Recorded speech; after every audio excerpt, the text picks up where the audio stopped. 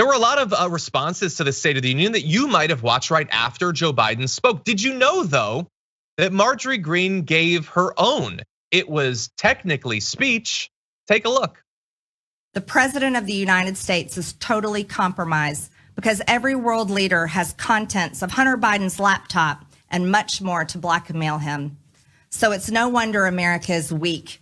We do not have a president that can defend our country. We have a president that puts America last because he is literally serving China, Russia, and the world. He is a globalist. He's for the global economy. He is for the World Economic Forum, for the interest of China and for the interest of Russia, and for anyone, anywhere that has blackmail evidence on his sexually deviant, drug-addled, deadbeat dad, pathetic, sorry, embarrassing excuse of a son. Joe Biden has already broken his oath of office because all he cares about is protecting Hunter Biden, and he will not protect any of us. This is why I have introduced 4 articles of impeachment on Joe Biden. I wrote them all myself. It took many magazines to get the letters I needed. She didn't. Yeah, that's true, totally.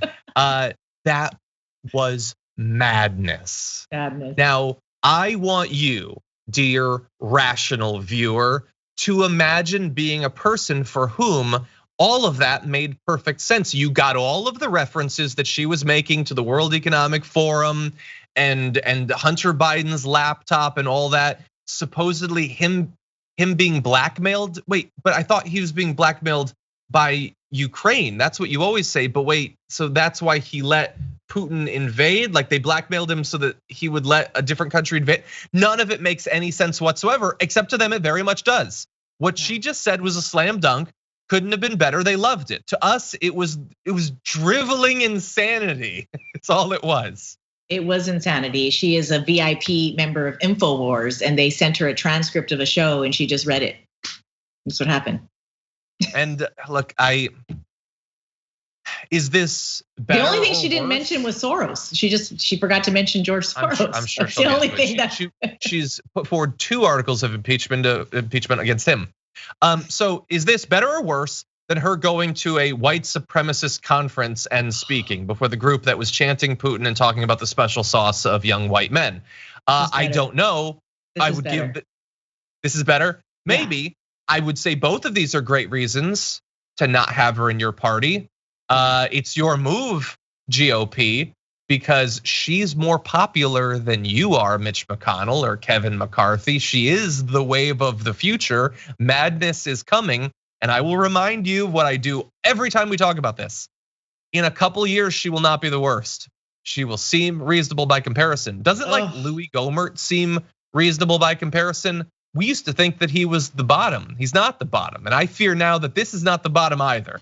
That we were afraid Mitt Romney was going to get into office. Now we're like, well, I mean, maybe he's. Yeah, he doesn't talk about drug-addled, deadbeat, like nobody cares about Hunter Biden. No, seriously, Hunter Biden is not in office. No. He's not a part of the government. He's not an aide. He's not even like to the extent that the Trump boys speak at all of his rallies and stuff. Hunter Biden and he's not that. He's not afraid that Putin is going to uncover dirt on him being a deadbeat dad. Yeah. By the way, haven't we seen him like naked and with drug? What exactly would they still have at this point? We've seen it. We don't care. Nobody cares because he's not in government. If he had been appointed Secretary of Education by Biden, I'd be right there with you. That seems like an issue for a number of different reasons. This is like plucking any random person with issues out of the world and saying their problems are fundamentally problems not only for Biden, but also for his foreign policy. It's madness. Also, like, how can you put articles of impeachment against a president because his son is a jerk? Like, I don't think that is relevant. But no, it's not gonna go anywhere. But it is what her constituents want. There are a lot of very conservative, racist women in this country that are gung ho for Marjorie Taylor Greene because they feel validated by her racist rhetoric, and this kind of language plays into that InfoWars mentality, and they soak it up as it's facts. And part of it is not our problem, but the country's problem of not really being transparent and authentic with our citizens. Politicians are dirty across the board and people are sick of it. So they're really leaning into this horrible rhetoric to feel like they're understand it somehow. It's getting us into a real dangerous situation.